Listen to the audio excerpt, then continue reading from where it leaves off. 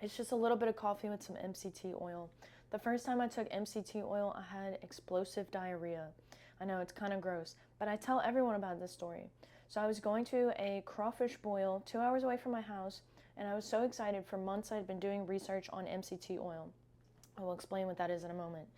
And so I was waiting, and it finally came in, and I said, okay, tomorrow's the day I'm going to try my MCT oil.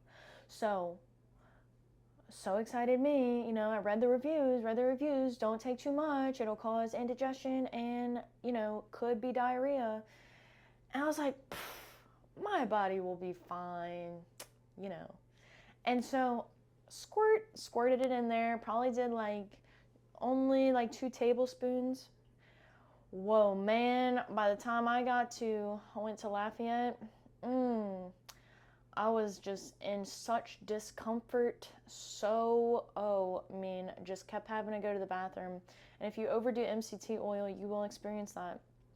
So, I kind of caution people on it, but MCT oil is phenomenal.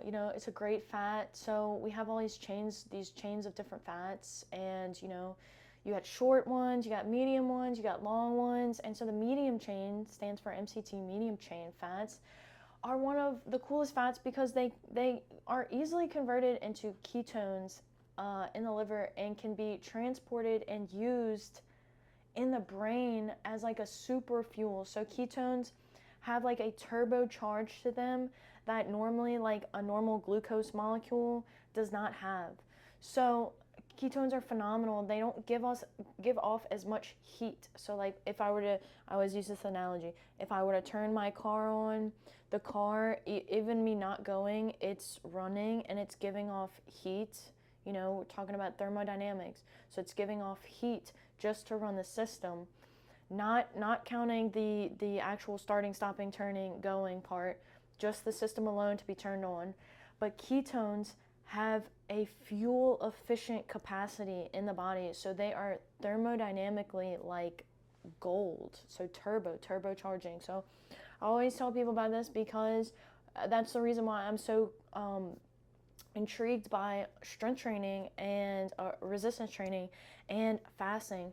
And also things like MCT oil, and then again down to the sunlight, and I could go to the grounding and stuff too. It just kind of butterflies into everything. But these medium chain fats are incredible.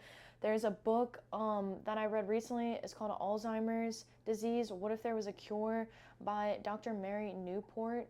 Her husband Steve had early onset Alzheimer's dementia, early 50s, and so while she was trying to basically figure out how to help her husband, who was like very far gone, in the tragedy of that, she writes about that in the story as well. She comes across coconut oil and MCT oil and healthy fats in the brain and what it can do. And so she starts literally treating him with MCT and coconut oil. And she, spent a majority of her life trying to spread this information to other people. And it's so interesting. You look at something like, where does MCT oil, like where does it naturally occur in nature? So it comes from coconuts. I really don't know everything about this. I'm just going to say some things I do know. So like coconuts, MCT oil is derivative of coconut oil. Goat's milk, goat products, goat dairy, cheese, kefir, things like that.